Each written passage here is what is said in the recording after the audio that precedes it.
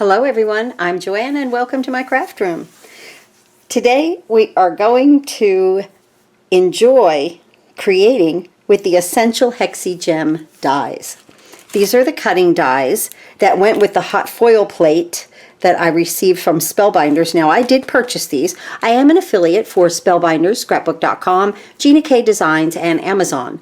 There are links below for you to click on to place an order. When you place an order, I do receive a small commission, but it's at no cost to you.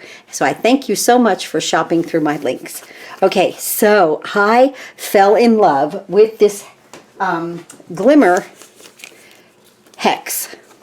Now I'll link, like I said, I'll link everything below. And this is a nice solid plate. So I made a lot of videos using this. You can look back on my channel for those. But I had some of these left over. This is what I had, let's see, left over from things that I had made. And I fell in love with this color blush of foil. So we're going to make this card today using one of the pieces that I made with the blush. Isn't that pretty? And that's what I did with the inside. I even brought in this little flower from Be Bold Blooms. And these are the leaves from Simon Hurley's floral stems. Now remember, when I receive things as samples, when I do some designing for Spellbinders, my things come packaged a little bit different. So, but you will get the complete, you know, Spellbinders packaging and everything like it normally comes if you were to buy it from the store. But these are the cutting dies, the floral stems, Simon Hurley's, and I use this one right here, the long one. So I know a lot of you have a die like this just to create this little element here. I cut the stem off. So that's a lot of fun. Just using it a little bit differently. And then I just put some leaves on the front and back of the card. The card is so sweet and calming, I think. I love these lines. These are the skinny stripe background. Say that 3 times fast. Skinny stripe background hot foil plate that I used here, and we're going to do that with that blush. I'm using Hammermill cardstock. I always like Hammermill, and this is the quick trim, so I've got my foil in here, and I wanted to show you that this plate is the full size of the width of the foil. So I really need to have, you know, the length of it. So if I was to put this here, okay, I would have a hard time cutting. So I'm going to just hang it off the edge right here, because this little plate has legs on it, like little feet, and it lifts it up. So you can actually scooch foil or paper underneath it, which is really nice. So I move this to where I want it on my foil. Just take your time, just like that. I think that's perfect. I'm going to take my blade out here. This is called a quick trim, and the white part of this holder, watch it because this is very, very sharp. The white part needs to be flush with this little trough in here. And what you want to do is push this down, because remember, it's up on the little feet. So just kind of hold it down, that's in flat, and then just pull it back, and it will make the perfect cut. Isn't that nice? That is so nice. Oh, my machine is ready. Okay. So now let's go ahead and take this out. I don't know what that is on there. Okay. Oh. And what I now want to do, I have a piece of Hammermill cardstock. It's 5.5 by 8.5. Let me move my foil.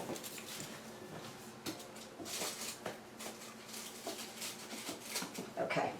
I work in a small space, so the more that I can kind of at times put up when we're doing projects like this, the more it helps. Okay, now what I want to do, I'm just going to move this out of the way for just a second. I want to bring my cardstock in, and I have this big plate. I've noticed that I really like big plates for backgrounds. I really love to design on top of a really large plate of foiling. I also realize that I love large floral hot plate things also. So there's that. So I'm going to put this here, and I'm going to use a piece of the mint tape. This is low tack tape. And I'm going to just put it right here push it down, and I'm going to pull this back. This is called the hinge technique, until you see the little bit of tape right there. Remember, it's always pretty side to pretty side. So I'm going to put this right here, and I'm putting my foil up to my tape, and I'm going to bring this down. Now, what you want to make sure is that you have your foil with this plate extended to the outside here to the end, and up here at the top a little bit showing, so that you get every single line. Now I'm really close over here, so I'm just going to go ahead and pick my foil up and scooch it over just a little bit. I think now I have to pick it up here on the top and just move it around until you get it right, okay? Because you'll be happy. Here we go. There we go. Okay, just like that. Now I can tape the bottom. Let's just go ahead and do that. Where did I put that blue tape? Here we go. Or mint.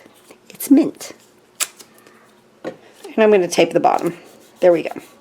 Now, pretty side to pretty side, and then the hot foil plate. Let's flip this over and put it on our, I'm going to turn this around. Do you see what I'm doing? The reason why I'm turning it around is because I have my hot foil plate down here and I want the paper here, but I want to be able to get to my handle. So I realized doing, you know, more hot foiling, that I like my paper to be up. When you put your shims, the green one that is opaque, like frothy looking green, and then the clear, so it's a thin shim on the bottom, spacer pad on the top, because the thin shim has a heat protector. I didn't know that until I watched a video from Spellbinders, which is wonderful. They've done some wonderful camps on hot foil. So I'm just waiting for that to, waiting for that timer to go off. And I've already, I want to show you with the first one that I made, I already did my solid hot foil plate here, and I have an idea for this with these little Hexi-Gems, the dies. I'd like to layer. I'd like to cut these out and maybe layer on top with this. I think it looked really cool. So that's just an idea. The light is solid. I'm going to pull this out, undock it, right into my Platinum 6, Spellbinders Platinum 6, rolling slowly. So the paper, actually the foil is pressing into the paper. And right there. All right, now let's see. Let's do our big reveal here. Pull that up just a little bit. Ooh, here it comes. It just came right off. Whoa, it's awesome, guys. A little overfoiling here. I think it's because I pulled, honest to goodness, but I see that it's loose.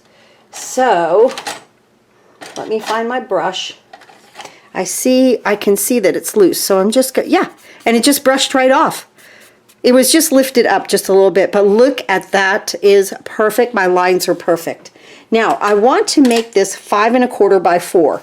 I also now have this wonderful, let me get my plate, my silicone mat here.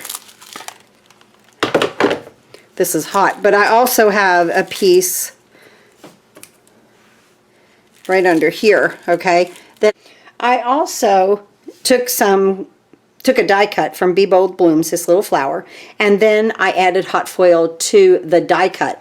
I did a video a little while back, and I hot foiled the Be Bold Blooms dies.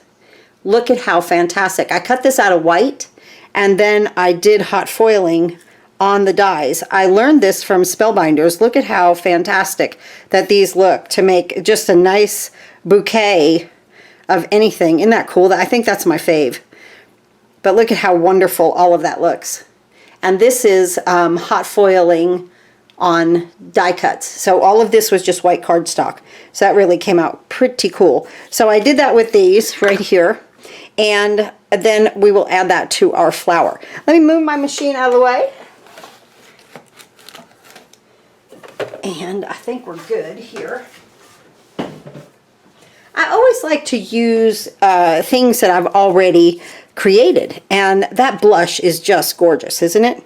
So I took 3 dies right here. This one I'm going to put on the inside of the card, okay, because we have a colored card base. Use any color you want. This is like a lavender. So I'm going to set this one in, and let's see, move my plates here.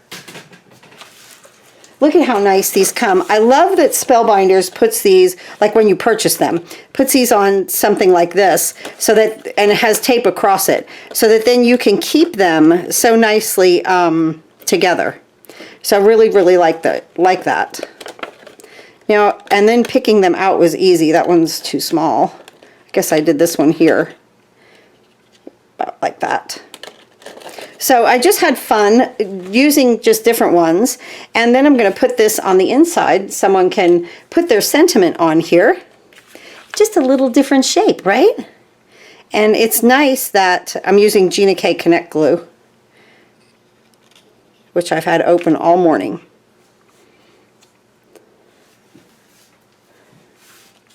I use her glue a lot, even though I have some other glue. I use hers a lot. I really like it. That's funny. So here we go. We'll just spread that around. Good. And I'm going to just stick this right here. Just like that. And now on the inside of the card, I bring in these 2 leaves that they're from the Simon Hurley collection. The floral stems. You could use any leaves that you have, you know. Just use anything you want. I'm mixing and matching today, just really having fun with the Hexi-Gems. That's what I wanted to play with today. And then I've got to get back to designing. Oh, by the way, many videos are coming. They will be launched starting on the 10th of this month, on June 10th. So I crossed that at the top. And it just needed a little something, is why I made this little flower. Whatever you have, you know, you can add there. But I didn't have anything kind of sitting around. And I thought that that just looked fantastic right there on the inside of the card. Now they can write their little message. That's awesome. Okay, now let's get to, let's go ahead and decorate the envelope. Again, just a couple of leaves from Simon Hurley's collection there. And I'm just going to, I always like to decorate my envelope, even if it's just a little something something. Just makes your recipient think, oh, that's interesting. My daughter is the counter manager for MAC, and I sent her with some cards, thank you cards, for her customers. And she sends them out. If she sends a package, if they buy, you know, from the store, and she has to mail it. So she sends a thank you card. So I've been making thank you cards for her, which is fantastic. I just give them to her, you know. So anyway, this customer said to her, came back in and said, thank you very much for the card. It's the only card that I'm never going to throw away. I was so... I mean, guys, I was like, oh my gosh, I can't believe that woman said that about my card. This is my trimmer, one of my trimmers. I like this little guillotine one, so we are memory keepers. But anyway, I had to pass that on to you. I thought it was so sweet. So I'm going to go ahead and trim to like 6 inches right there. And what I want to do is work this down to 5 1/4 by 4 so that it is the outside of the card. At the same time, we want to, of course, trim everything up so that it's even, right? So let's see. So what I do is I just go back and forth and all the way around. Eventually, I want to get to this 5 1/4 here, but I don't want to slice all of that off, you know? So I just want to take it from... Might go at 5 1/2. Let me go at 5 3/4 here. Okay. And then let me take this. Just going to turn it. Yeah, and then 5 1/4. Now I like my lines where they're at. Okay. And I do this with paper a lot. When I hot foil, I will, you know, it's a large die. So, and then I cut it back to what I want.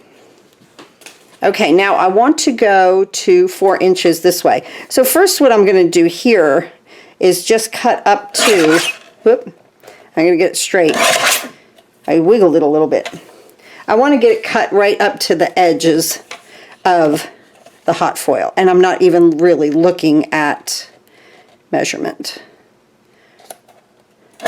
Okay. Now let's see where, wow, that looks great, doesn't it? And I want it to go to 5 1/4. Let's see, this is 5 1/4 already. We're good. Okay. And then I want it to go to 4. So we have some to cut off.